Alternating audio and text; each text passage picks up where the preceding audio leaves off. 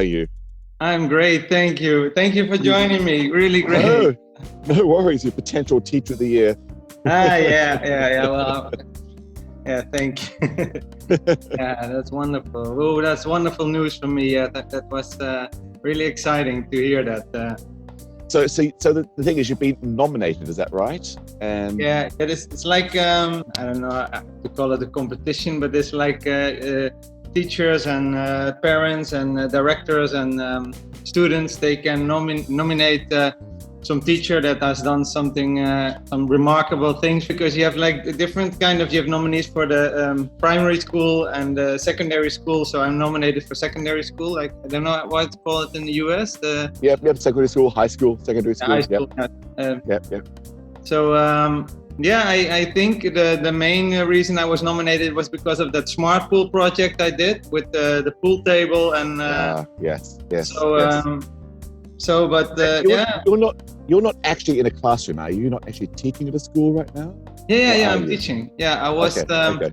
I'm already teaching now for about more than 20 years. And okay, in the same one school. In the beginning, I worked in another city, but now I work like, I don't know, maybe 15, 16 years in this school. Okay. So, okay, great. Yeah, but I'm trying to do more. So now I started Math Play then 2 years ago. So I started to develop games and also I work with I write books with some teachers to try to fit in the curriculum more in an understandable way. So that I did, and now I try to also now. Stimulate teachers to teach in a more understanding way, more fun way. So really my main mission is to spread mathematical joy and understanding and joy.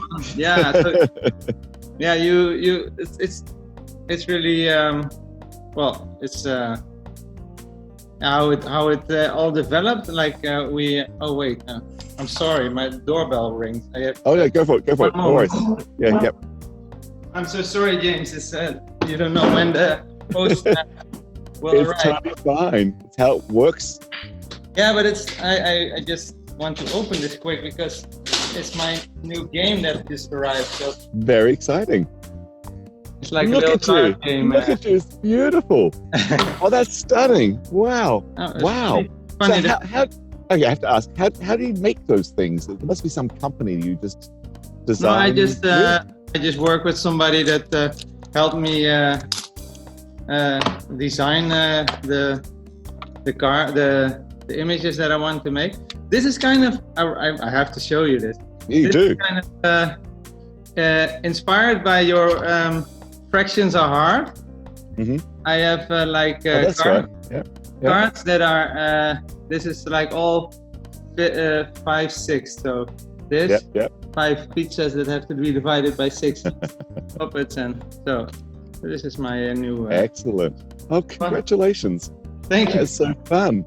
It's so fun. Coincidence that it now just arrived by post. Yeah, but So like I said, I want to make math. I already did that a long time, making math more understandable. But now, since a few years, I try to make products with it, and also try to inspire other people. And I think that when I met you, it was just such a delight to see, because I bring this book I bought from you. Wrote this with the other people, but ideas.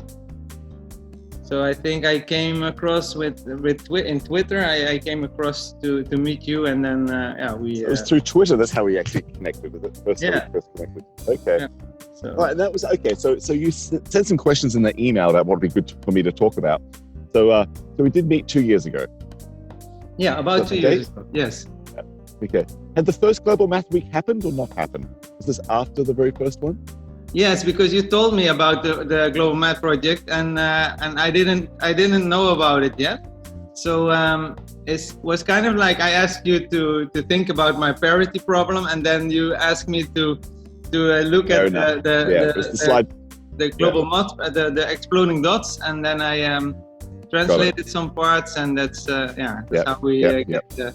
It's amazing, James. All the things you do. It's so inspiring. No, but you're making them actually happen. You've got a concrete product in your hands right now.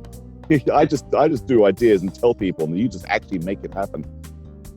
Yes, I really like to make it happen, because I understand a lot, I see a lot, and I want to do a lot, but there's just so many obstacles that come on the way. I remember 5 years ago, I was the teacher with the most complaints at my school. I just wrote a blog about it because it's fun that now I'm nominated. But at that point, I was really trying to get students to think about what they were doing. So I didn't want to, like Daniel Finkel says, don't be the answer book, and just don't let them, give them time. And you weren't teaching. Your job as a teacher was to give answers. You say in their eyes. That's what they expect. Yeah. And so when you don't do that, then it seems like you don't want to teach. But the opposite is truth. I really want to get understanding, and that's really a journey of 5 years almost for now, that I really understand the psychology of it all, because you just have to you have to use the right words. You have to use talk about the mindset, about the psychology behind it, and then you can make it happen. But if you don't do that, then you come across as somebody that don't want to help when you really want nothing else than help as you can. So that's really that's true. There's an art to it. It's not as simple as that. Just to withhold answers. No, because there's a terrible psychology there, because the students do know that you know the answers, and you're pretending you don't know the answers, but they know you're pretending, and it's like this weird game to like somehow figure out how to cut through that. To be completely honest, I had some times that I really didn't know the answer. But when you really want to be that teacher that give the answers and want to do everything correctly and always want to give the perfect class, then you're really vulnerable, because if you don't know the answer, then you have to pretend. In the beginning, I pretended. I was bluffing. I was saying, well, you don't have to know this, but I can explain you this, but I will explain that later, or something like that, that I want to be really the all-knowing teacher. And when you do the opposite and say, okay, well, that's an interesting question. Let's see. I really don't know how to do that, but what you think we could do, then you're in it together. And of course, I won't let them just swim on their own, but you can help without giving away answers. And that's, I think, the general idea of mathematics, to just explore ideas, explore situations, and try to explore. Because I think you wrote it somewhere, what's the fun in it if the answer's already there and you're just looking for the answers on problems that already are solved? What is the fun in that? Exactly. Yeah. That's exactly. Yeah, I mean, it's true. Every now and then you just want to do some practice, like doing push-ups, we'll do 20 of these just because we want to see if we can do them. But that's not mathematics. That's just practicing that. That's okay. But it's at the point. But it's essential to also do that, to get some grit, to get some really experience in doing that. I think I wrote some quote from Bruce Lee: "Knowing is not enough. You must apply." When you know something, you really have to get it through your veins, like you really understand it. And sometimes by doing, and so I have my quote is dare, do, and understand. Those are my 3 topics. So the doing part is really important, but we don't have to think, we don't have to pretend like doing is all and just finding the answer. That is mathematics, because it's not. If you teach mathematics that way, I think you really do. You give a wrong idea to students what is mathematics. Yeah. And why? Why? Because a computer at this point can do it better than you can and be more accurate and be faster. All the answers are on Google. You can just Google everything in math classes. Yeah, what's the fun in that? I mean, obviously it's fun that you know something quick and that you have some knowledge that you can show off, but that's not the main goal of mathematics. Yeah. Okay. All right, so let me ask you a question then. Your own questions back at you. Why is that important? Why is it important to society just to have a sense of mathematics that's beyond the computation? Well, what I really feel, and now more than ever, because I also think a lot about the psychology behind everything. I think that we, humans, a human brain is far more knowledgeable than a computer. So we decide what computers do. So if we just raise people to do what we want them to do, so not to really be autodidactical, so that they really cannot they think for their own, then what you're doing is kind of programming new computers, because you're not really wanting to develop yourself as a human being. And I think we should develop ourselves as human beings, so really push our boundaries to our capability, that we want to know, that we want to understand, that we want to have a meaning, and we want to solve problems. So because we as humans make problems, we make the climate change, we do a lot of stupid things. So we have to have people that also want to think about how we fix those problems, and not just do what we always did. Because I think I think Einstein said that when you do what you always did, you can solve the problems that you already solved. So you run to something like that. Yeah. Make Beautiful. that any sense? Yeah, I don't know. That makes sense. Perfect sense. Of course. I mean, we think the same way, so of course I know what you're saying. All right, great. Okay, what's the future of mathematics then? I'm giving you your own questions. You sent that email to me, so I'm going to ask you your own questions. Okay, but I don't know the answers. I just exactly. I know. Think about it. But, so what is the future for teaching of mathematics? The teaching. So let's be focused on the teaching now. Well, I tend to romanticize. I don't know. I just tend to I have just this vision that I want to change. I just want to bring joy and understanding, and so I hope that mathematics will be problem solving at the core. So we want to be able to solve some specific problems, but I just want to really get the children the fundamental idea that you can use your brain for solve problems, and that critical questions. So when somebody says this is how you should do it, that students then ask why is that way. So critical thinking, I think, is really problem solving, critical thinking, and then applying all the knowledge that we know now. So why shouldn't we try to understand the things that already are? It's not wrong to solve problems that are already are solved. I mean, there are some beautiful mathematics that you have, that I think is fun and relevant to know, but don't give them just copy this, but try to give them the illusion of the first discovery or something, like you because it's so easy to give that gift. I mean, you don't have to be a teacher that spoil everything. I think you're watching a movie. You don't say, go to that movie, it's really fun at the end, that and that happened. You just want some, and that I think should be the mathematics too, that you really enjoy the proper process, and not only want to see the ending and know how to make a test score. All right, so schools are going back, because the US is a mess.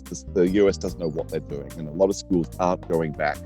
A lot of schools are just trying to do half online, half students, and it's just enough. So this country is in trouble. Well, to be honest, I really didn't. There are some I said it, that flip coin that you. There are some two sides of a coin. Yeah. There's two sides of a coin there. Two sides of a coin. But now I really I get. Like when you do a meeting like this and you see the children, obviously you get a lot of distractions, but it's in a way, some students feel more comfortable in that way. They are more easy to ask a question. So you get other dynamics, and there's an option in Zoom where you can breakout room is called, and you give students, you put them in breakout rooms. And it's really, then you quit all the distraction, because there are just 4 students working together on a problem. You can get them back in 10-15 minutes. So that worked just fine for me some parts, but you just miss the contact with the students. That's there are some good sides of it, and I think that either you should have a class together, or you should do this.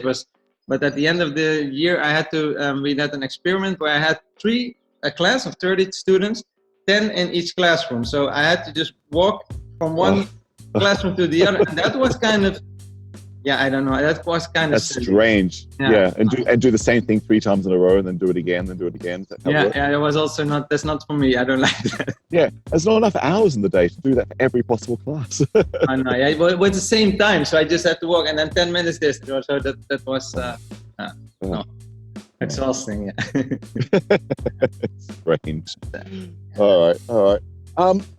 So let's see. What other questions do you ask me? Okay. All right. So what about your role in the global math project? What do you think is like you've been doing on that front? Like, why would I care about you? Well, I don't think I did enough yet. It just was trying to find a way. You know, I want to make a difference. I want to really let people know about the project and really make them understand. So what I did last time, I already made one video with Kieran about what else you can get out of the project. But the main thing I want to do this year difference is now I have a community with teachers that are all like-minded souls. I just thought that if I could get teachers together that are all thinking in a kind of in this way, I think it's a way of thinking that you want to really bring joy in the classroom, and you really want students to understand, because not everybody thinks the same. So if you have like-minded souls together, then you can really inspire each other. And I really feel that I have a group of teachers that are getting more confident in trying to use playful mathematics. I think in September, October, I will be able to do a global math week, like a challenge that every day we do something with the group and saying that we share what we do with the students. So I really then I can do what last year I would have wanted to do, to get more interaction with the teachers, because like I think if I can get one teacher to really get a grip of exploding dots, and they will inspire other teachers, and you get really like something going. It's amazing how slow that is, but it's also very quiet. I mean, here we are. We've done 2.5 years of this, and it's just been, we get really next to no feedback still to this day. But we know from the numbers of the web app, there's 6 million kids that are doing it. Plus, we're hearing about it more and more and more. And there's a big national curriculum in the US that is now starting to write in some exploding dots into their new version for 2022. Really so it's happening, but it's just like this quiet. It's like, you know, it's going into the system. It's like seeps in like water, but people don't really talk about it. You know, so we're hoping for some like big splash, like a lot of media attention, all the rest. Never happened. However, it's been quietly seeping in, becoming part of the culture. I think it's like pushing a car. You get energy, and in its beginning you can't push it forward because it just don't move. But once you get the momentum going, then and you just keep giving information like you do. Sometimes you give something else up here and make something, so you keep it rolling, and more people see it, and it get more energy. I think at the end it will get more than just one peak of interest, media attention, and then it flows away. So you know, and I much prefer this because this feels like it is systemic change as opposed to, you know. And that's what I want to. That's what I want to aim for now. That really teachers, and then I do webinars. I will do you know, that I just show like pieces of what you can do, but I'm not really giving away everything. I just want to give them a feel of wow, and then they can develop their own. How many teachers do you think your community is? That, I mean, when you say I work with. I have like a lot of followers, but my community is now with almost 20 teachers. But I want to make it grow exponentially next year. But I'm curious, what's the population of Holland? How big is your country? I'm now being recorded, so I think 18 million, but I'm not sure. Oh, okay, all right. So what? Okay. Tell me, if you were Teacher of the Year, what impact do you think it would have for you and on your nation? I think that mathematics has kind of an image problem. I mean, if I come somewhere and people know I'm a mathematics teacher, then generally some people say wow, but the most people get signed with like a. And then I sometimes ask you have like a. When I go speak somewhere, I can do a poll for asking what words you think about when you hear mathematics. And then when you do that, then always come moeilijk and saai, so that's like boring and difficult. That are the two words that always come up most high. And I just tend to find that not really giving a true image of mathematics. I mean, when you say something is boring, then it's not. Then you say something is boring when it's not. When you don't have anything, also not inspiring or not. Then it's probably easy or it's something like that. But mathematics is not easy. So you have this kind of. Like you want, I think you explained it, like when you play the violin, you also don't say, oh, that's so difficult or so boring to practice. I mean, you want to do that. So it should be fun and like hard play. Gord says to me, it's like math is like hard play. It should be fun and not boring. It's just weird to say about something so inspiring. So when you don't bring it inspiring, then it can be boring. So I just feel that if I would have been teacher of the year, then I want to really try to in every communication, because then you will be talking and also on platforms, and I just want to share the joy of mathematics, and that you don't have to think about mathematics like this subject that just other subjects can lean upon, like, oh, with mathematics you just learn how to calculate stuff, or I just want them to understand that mathematics is so much more than that, and that's what I want. I just want to show people the meaningfulness and the joy that you can have in a mathematics class, and since it's such an important part of our system, our educational system, like the language and mathematics, why you shouldn't really try to make something more better out of it than the way it is now. So I really find that that's kind of a mission I have to really, well, that's my mission. I really want to have people think like mathematics, oh, that's something I really have, something I can do that really helped me. Mathematics, that's helpful. That's what I want them to feel. Because right now I hear so many people that say, mathematics, that was really hard. But when you finish school, you never have to do nothing with it anymore. And then I think, that's not really, it's kind of, not ignorant is a negative word, but it's just naive to assume that you don't use mathematics every day. I mean, every decision you make with your brain, and you use mathematics in almost everything. So, that's what I want to make people aware of. I think I want to create awareness to people, but I don't know if it's possible, but that's what I want. Excellent. All right. So the violin analogy is a very good one, because no one says, why do I need to know this? Why do I need to know how to play the violin? The answer is, probably actually don't ever need to know how to play the violin. The thing is, if it brings you joy to your heart and to your soul, then you're inspired to play the violin. End of story. You don't need a practical purpose.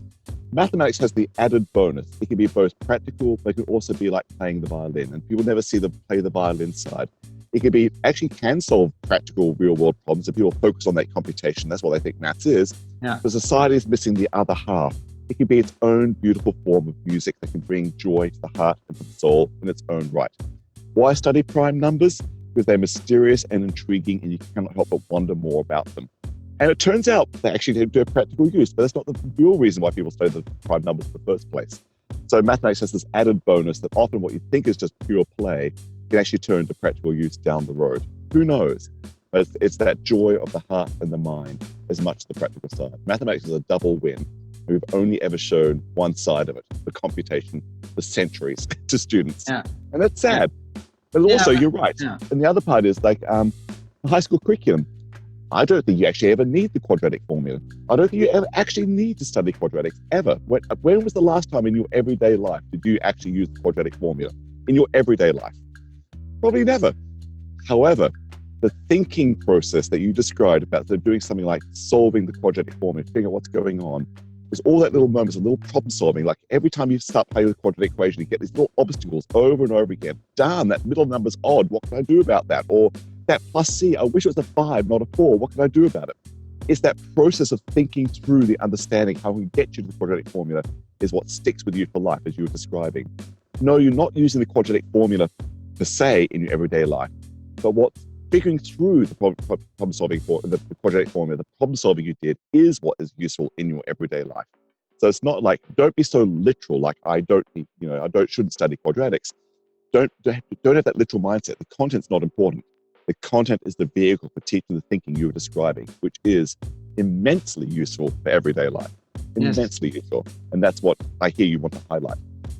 Yeah, that's what I really want to get people to get a grip on. But you know that when you don't know, well, it's kind of what I now realize is that people just don't know. And I want to create awareness to let people know that what is the difference and why it's important. So what you're describing, people have to know. You can't expect people to just get a grip on that. I mean, exactly. It's just hard.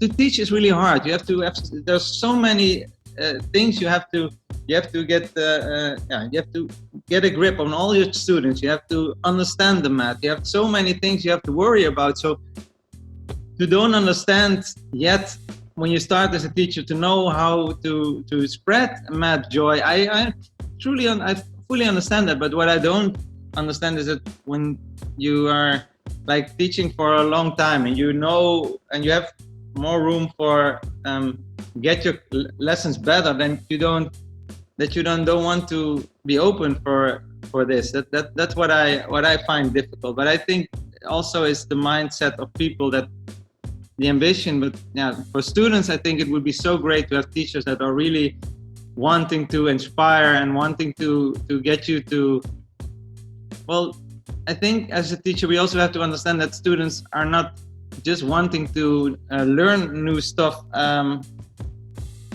just for learn. They just also want to have a kind of a meaning and a joy in it. And I think when you can stimulate curiosity, in mathematics, you can I call it the kicks for nicks. It's like when you find a solution on a problem that is all perfect, that excitement that arousal, that excitement that you can get by finding something out by yourself with your brain, that is so amazing. And I really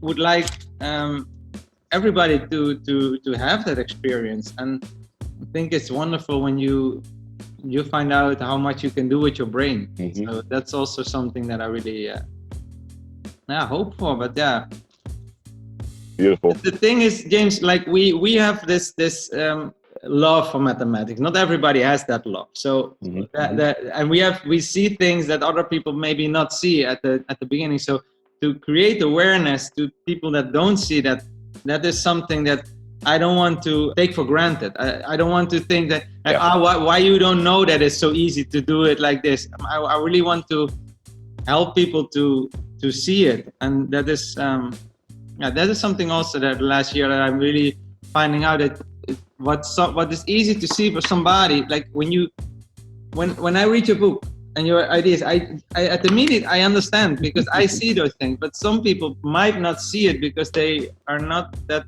far yet. So that step, you have to give also time for, and that's hopefully in the community I can give extra time and showing some more things, so make people.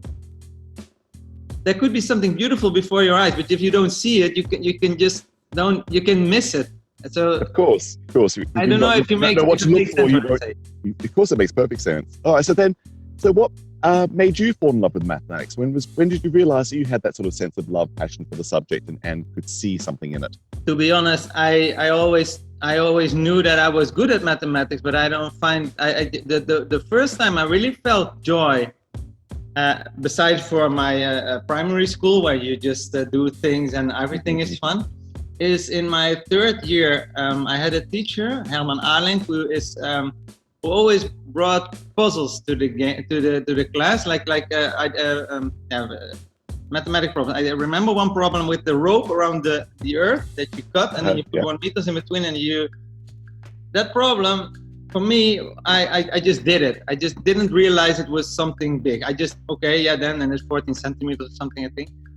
And then he said, you did that quick. And now do that by a football. Do a football, a rope, and I say, and then I say, well, that's 14 centimeters. And then I say, wait, is it the same?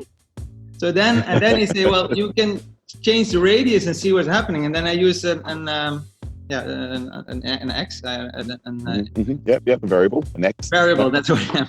And then I said, wow, I can use my brain to think about things that I can't even grow, but I can.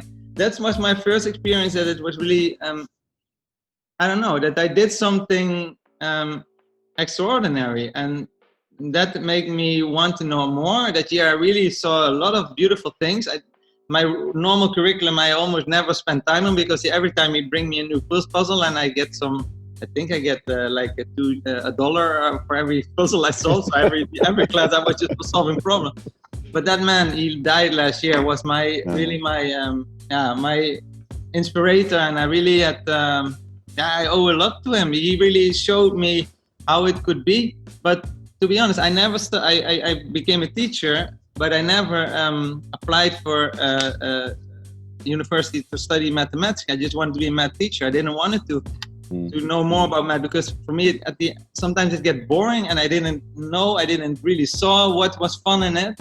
And now at my age, when I really understand more, now I really want to know more, and I see now the beauty, and I'm studying more and more mathematics, because it's just such a rich world. But if you don't see it, like I said, if you don't see it, then you think, yeah, well, that's not for me. I don't like it. So it's kind of, I think a teacher make a lot of the difference. You have to really show what is so beautiful about math, and otherwise you miss people. I think there are students that just don't know how good or how rich the math world is, and how much they can accomplish if they just put their mind on it. And so that's also a kind of way that people that are really intelligent don't necessarily realize that they're good at math. That's also something I came to realize. All right, so Erik, what you just said then, I think is definitely video worthy. I think you should take note of that little passage you just talked about being inspired by your teacher. I thought that was beautiful. That's a snippet to take out of this for sure. Okay, thank you. I just talking because yeah, I know. It was genuine, real. It was lovely. And was that teacher ever nominated to be Teacher of the Year for the Netherlands? No, you know what? I was in that class, and in that class were students that didn't like that teacher. Let's say that teacher, no, he don't explain. I don't like the way he explained. So it's just so fascinating how difficult it is to really give everybody in the classroom their attention on the way to see everybody, to give it to everybody. It's really hard, because. And I think that's what made me the teacher with the most complaints 5 years ago, because I did rich work for like 2/3 of the class, but that 1/3 that didn't agree with it, they just get so frustrated. And so now I understand. So now I know how to cope with that. So I differentiate. I just know, okay, that part I have to do this. But that's the expert you become when you teach more. But it's not easy teaching to everybody. No. And I mean, the way I handle that is I just change the expectations. Because these students have the only definition of success in school is exams and assignments. It has to be grades. That's the only thing though. So in which case I decided I'm going to remove that the window.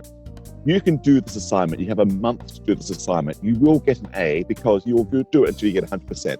Hand it to me over and over and over again until you get 100%. You'll get 100%. Don't worry, you'll get 100%. If it takes you a month, it takes you a month. If it takes you 2 times, it takes you 2 times. But that completely changed the mindset. It's like, I don't care about the grades. You'll get 100%. Just get 100%. Prove me you can know it. That I read about that, and I think it's great. But you have to, in a school, you have to managers come and play. It's true. I caused friction with my department chair, but we were a small group, so it's only just that one person, and it was fine. Then it's fine, but you can do it. And I also I think what's your idea, or I read it somewhere, to just give a test and already give the answers. Yes, absolutely. That's the other thing I do. So just give a test with the answers. These are the answers. So But still a big blank space. How do you get to that answer? Yeah. Exactly. That's so fun, because I get so many times that students say, "Well, I have the right answer and I don't get all the points. Why I don't?" And then I say, "What?" Just get rid of all that. Get rid of all that. So what's your big vision? Where would you be? Where are you going to be in 25 years' time? Myself. How's the education world going to change because of you in 25 years' time? That's a big question. Whoa. No. It just, All right, where are you going to be in 25 years' time? What sort of? Well, I just hope to be able to get as much fun out of my work as I do now, and maybe travel the world a little more with on congresses, because I really I love talking to you, to Kieran, to Gordon, and I really feel like there are so many people that are so inspiring, as they make so much beautiful things, and I would just like to also talk in person and to give more workshops and presentations throughout the world. That would be fun, and also to keep making more beautiful material, because I think what you're doing is so great, that is making math more fun and making something that seems so methodical thinking, to change that into intuitive thinking. I really love that, and I think you never can get enough of that. So that's what I want to keep, that joy for the rest of my life, and I think it's possible because there's always new things to explore. Yeah, absolutely. And even when you think a subject is completely done, everything you possibly know about fractions, the more you think about it, the deeper it gets. Yeah, it's lovely. It's so lovely, and I like the way you did with you put the vinculum. Vinculum. Yes. Vinculum. That's so amazing. That's so fun with the line under that. I never realized that was a way that we did that, but you already knew that. Yeah, I mean, humankind already knew that. I mean, I know. But it's so much more intuitive. It's so much more fun to teach it in that way. Absolutely, yes. And the reasons why we went to one line, it all makes good human sense. I heard it. Yeah. It's just because of the typing machine that exactly. But those stories are so powerful. I mean, when you explain why we want to do it in that way, just because a typewriter couldn't do that, it don't mean that now when we have new I know. Yeah. But it also shows how stuck in the ways we are. We are so resistant to change. Resistant to change. It's human nature. Humans do not like change. You might say they're flexible, but they're not. No, and even when you get a perfect idea, always the buts. But I know it's a great idea, but, and then you come. Yeah. So that's it. It's just the nature. Nature has to be just as I was saying, seeking water. It has to just be there, be in the presence, becomes a little mindset until it just becomes. Well, that's why I have to give credit to you, because you have so much beautiful ideas that you share, and that inspire me and inspire other students, teachers to really bring it to the teachers, bring it, because you can't do it, like you said, you can't do it alone. And I found it so powerful that you just shared your ideas with me, that you really thought with me, that you really, it gave me also a lot of confidence, and that was really nice. I think that also inspired me to just help other people, because I just love the way that the way that it works now. It's also with the global math projects, people that work together. I really like it. I hope it keep growing. I hope so too. Well, we're working on it slowly, very slowly. We're working on it. Yeah, what is the goal? What is your goal for this year?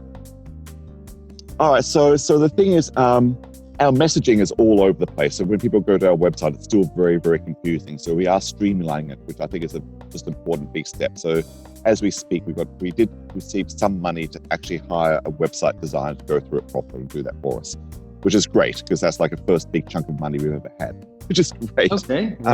And I think that will help tremendously. We will, of course, do Global Math Week. We'll always do Global Math Week, but de-emphasizing it last year was actually a good thing. I think a lot of people realized it's for more than just a week. That Exploding Dots giving a story that's meant to go on for more than just a week. So it's good to have the big flashy thing of Global Math Week. Great. It raises awareness, but it doesn't sustain awareness for the rest of the year. So we'll do Global Math Week again for sure. We'll make Exploding Dots, of course, our feature item. But we really want to work more on creating more of a sense of community and trying to get teachers to contribute to that community, in the sense that when you have a fabulous product to share, we'd love to find a way to place it on our website to say, here's the growing community of resources for teachers, by teachers. Let's change the mindset together for those. And we want to really emphasize the community side of it, which we've not been able to do through social media, whatever it is right now, but maybe on our website, we have a clear website with a clear messaging, with a clear place where you come to. That's just the one spot. It's called the Global Math Project. End of story. That's the only thing you have to remember in your head. That will help. That's our mission right now. So keep pushing exploding dots and other topics as they come up on the side, but really try to build up the presence of a community that's visible on that website. I really like the way Exploding Dots is now with the animations and the how it works. The other topics you created are just downloadable PDFs, I guess. There's that, and also like on my Gday Map, I put like lots of short things, like a little short course on geometry, a little short course on probability, a little short course on taking quadratics even further. Just like little seven lesson type things. Just how, well, I guess it's my brain, how my brain takes the standard curriculum and just turns it around. You know, make it intuitive, make it obvious, make it joyful, make it fun, make it actually make it obvious. Just get rid of the clutter. You know, how do you know there's 180 degrees in a triangle? No, you don't actually have to study, you know, all of Euclid's axioms first. But then you realize you've got a question then, and you realize, oh, there's a need to think through this more deeply. Then you're ready to study Euclid's axioms. You know, Euclid, for example, did not sit down one day and say, I'm going to write a book about geometry. What are the first 10 things I need to think of first? No, he did like 20 years of playing and realized, oh, everything follows from these 10 ideas, and then went back to the beginning and made those the beginning. The human process doesn't start at the end, but we teach geometry as though it starts at the end. It goes forward that way. Just wow. Curious. Yeah, that's really amazing. That's really the way we are programmed to see how studying works. But yeah, I think Einstein said play is the highest level of investigation. I think that's true. When you play, you really are open, and you really are open for any ideas, and you want to try to find out. And when you're just studying, you just want to know, well, how am I supposed to do this? And you get also different questions. So yeah, I really like the way you always in your books also never a paragraph ends with a point. It always ends with a question that I follow everything. I think, cool. And then you ask a question. I say, yeah, well, I don't know that. But if I know you have to know that, then I will never finish this chapter, and that's kind of, you do that always, and I like that because I know nothing. People say, well, what do I know math? Know nothing. The more you know, the more you realize you don't know. That is so great. But the more you know you don't know, and that is so fun because I always, when I make something, they always I ask, they get the question like, do you have a tutorial? Do you have a video to explain? Do you have the answers for the questions? And I obviously want to give. I don't want to let people drown in problems, but also I don't want to give the idea that it's just forgetting the answers. I when I have parents emailing me, yeah, but my son is already now trying to solve this problem for a day, and I really want to know the answer so I can help him. And I was thinking like, wow, he's working on it on a day. That's so great. I mean, let him work for another week, and if in 2 weeks he didn't find it out yet, then email me back. So you know that mindset of it, it's just to find the answer that is so hard to get rid of, I think. Yeah, my colleague Paul Zeitz coined the term funstration. You know, there's a line between when it's still fun and when it becomes frustrating, and where you want the funstration, where it's fun enough to keep pushing you forward, but don't let it turn to frustration. Does that make sense in English for you?